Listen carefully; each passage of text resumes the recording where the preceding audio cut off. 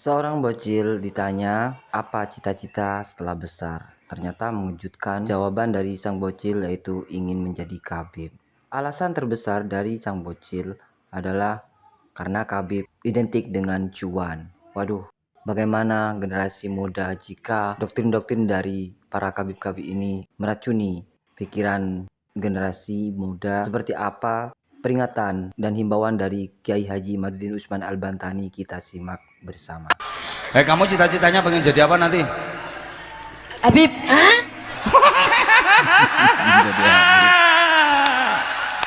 Yes, Habib Arul. Yes. Ngopo? Kenapa kamu kok pengen jadi Habib? Kenapa? cair terus.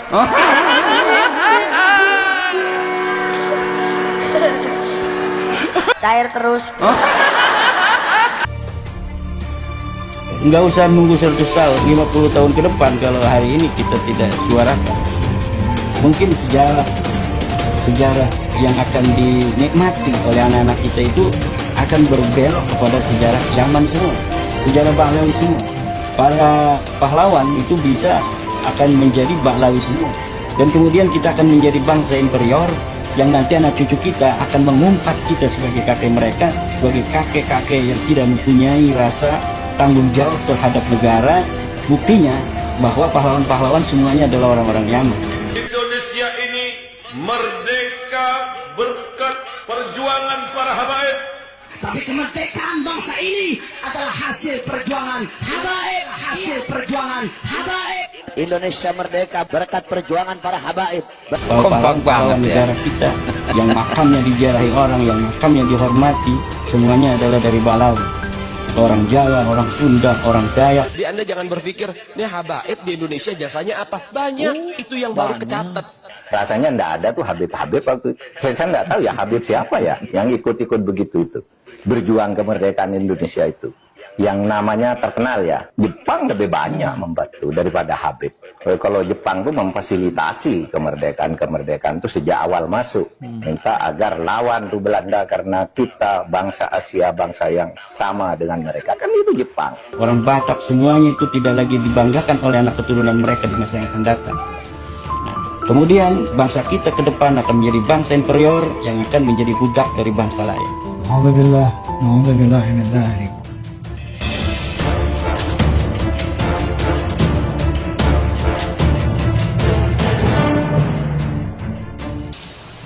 Kalau seluruh keturunan Nabi itu ya jiwanya jiwa perang, sama dengan orang Jawa.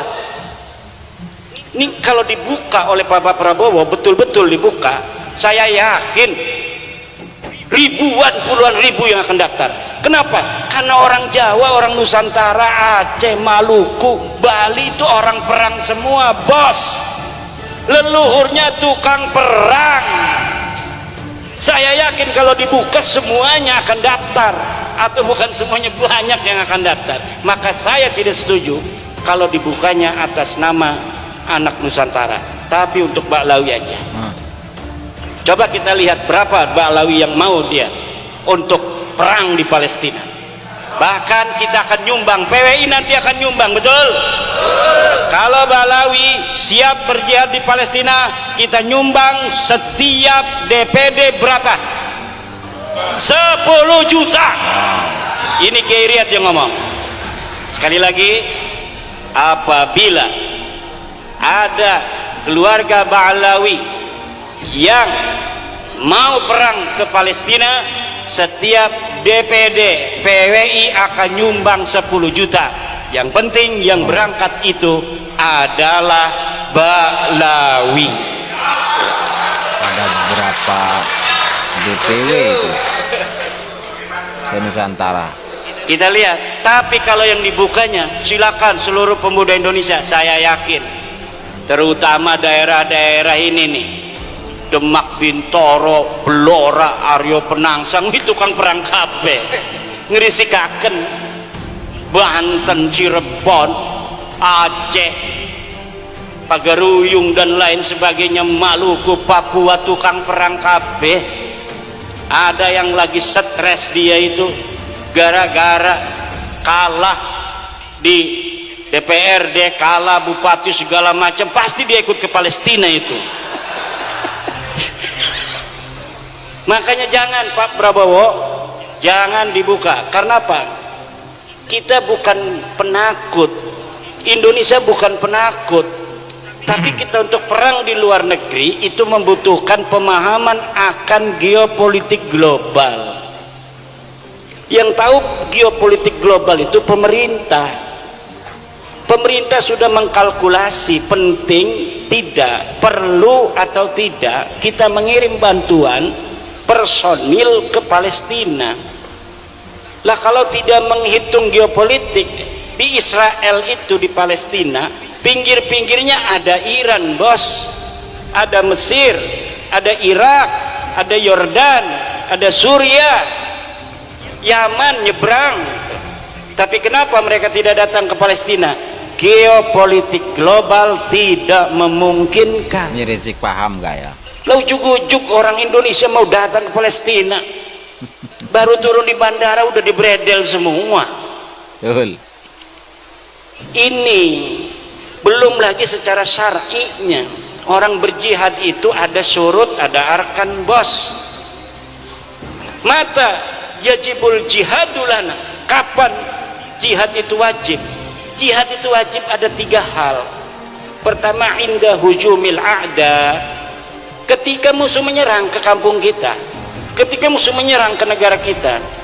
Saral jihadu fardhu ainin likulli ahadin, maka perang itu wajib bagi setiap orang kampung itu. Yang kedua, indal tiqa'is saffain, ketika bertemunya 2 pasukan, kita perang di sana siap musuh. Lah ini fardu ain, kalau kabur dia itu dosa besar. Yang ketiga adalah bistinfaril imam. Kalau tidak ada istinfarul imam digerakkan oleh Presiden Prabowo, tidak boleh. Negara kita tidak diserang, tidak ada iltiqa'us saffain, kemudian kita tidak diistinfar, tidak dikirim oleh Imam Prabowo. Lalu kita di sana atas nama apa? Atas nama pribadi. Senjatanya punya senjata apa? Parang, keris dari Blora, mau menghadapi rudal nuklir. Ini kan kerisnya bukan sembarang keris. Mana ya itu yang tukang suwuk? Paling kita orang pakai suwuk, jimat al-aufaq kabeh. Ada kalau PWI itu nggak usah ditulis-tulis, kitabnya aja beli katanya di toko kitab al-aufaq dibawa-bawa di tas. Saya pernah begitu, itu ada teman saya, ada paman saya ini sakit di Bandung. Itu karena PWI ya, namanya otaknya itu otak santri. Dia langsung bawa kitab Asy-Syifa, yang di dalamnya itu kan ada macam-macam itu obat-obat pengobatan. Ditaruh, takut kesambet katanya. Dasar kita sih, bukannya istrinya dokter, tapi dianya begitu kayak dukun. Bukannya diobatin pakai obat, ini malah bawa-bawa kitab, wapaknya itu ditaruh di dadanya. Masya Allah, dasar santri. Dan ini kita sekarang ini menghadapi perang yang asimetris. Perang asimetris ini ada taktik tersendiri bos. Serahkan pada negara.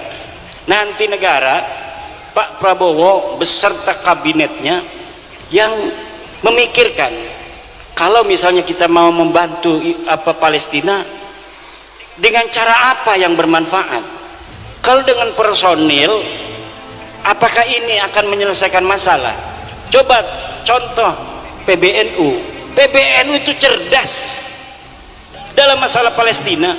Dia undang itu dari Palestina, pimpinan Palestina baru sehari atau 2 hari, dibiayai oleh PBNU, dibelikan tiket, disiapkan keamanan, suruh datang ke PBNU. Kemudian ditanya itu orang-orang Palestinanya, perwakilan dari negara Palestina. Apa yang bisa kami bantu dari Nahdlatul Ulama? Kita NU sudah ngirimin miliaran rupiah langsung ke yang berhak, bukan seperti yang lain buka-buka donasi di mana-mana, taunya bukan untuk Palestina, untuk ISIS. Seperti ACT itu, ACT 2000 berapa itu telah terbukti bahwa dana-dana yang katanya untuk Palestina, dana-dana yang katanya untuk kemanusiaan, ternyata dikirimkan untuk ISIS, organisasi teroris yang mengacak-ngacak saudara Islam kita, yang mengadu domba antara Sunni dan Syiah yang ada di Syria. ISIS hancur diganti oleh Jabhatun Nusrah itu di Suriah. Jabhatun Nusrah hilang sekarang baru 2 hari. Yang namanya apa? Tahrirus Syam, HTS, Hizbut Tahriris Syam, Partai Pembebasan Syam. Sama aja ini ISIS ini. Dia ini cucunya ISIS. ISIS punya anak Jabhatun Nusrah. Jabhatun Nusrah punya anak sekarang adalah HTS, Hizbut Tahriris Syam. Dia rebut itu istananya Bashar al-Assad. Kenapa? Karena politik global pada Arab Spring 2011-an itu tidak berhasil mendongkel kekuasaan Bashar al-Assad. Seperti Irak dihancurkan Saddam Hussein, kemudian Husni Mubarak, kemudian di Libya Muammar Gaddafi dihancurkan oleh kekuatan global. Tapi Bashar al-Assad kekeh, kuat dan kokoh. Kenapa? Dia seorang sayyid, dia keturunan dari baginda Nabi besar Muhammad sallallahu alaihi wasallam. Bashar al-Assad difitnah, dia adanya itu asyhadu an la ilaha illa Ali segala macam, na'udzubillah dan lain sebagainya. Ini geopolitik global.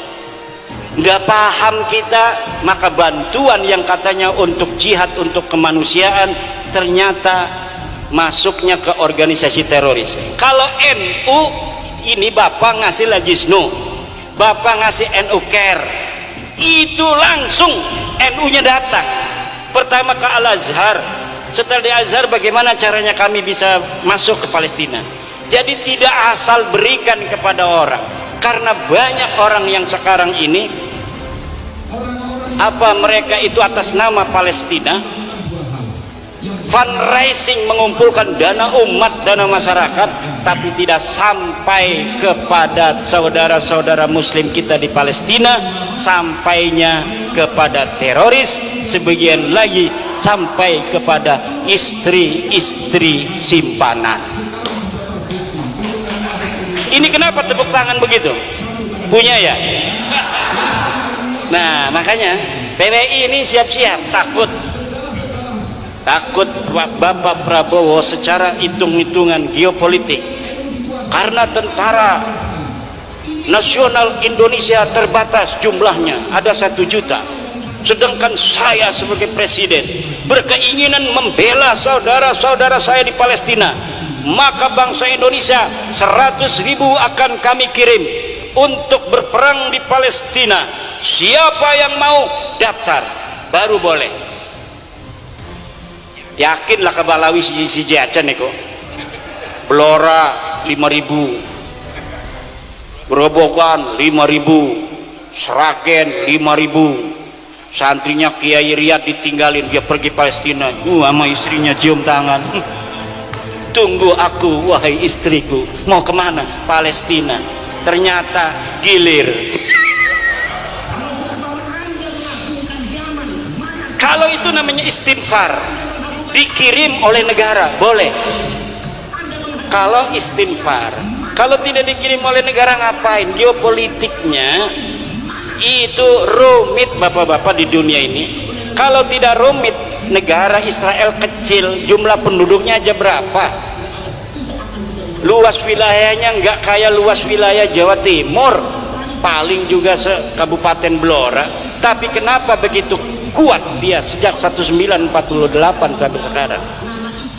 Ada sesuatu yang tidak bisa dijelaskan oleh hanya sekedar sebuah keinginan berjuang demi membela agama. Tidak hanya sesederhana itu.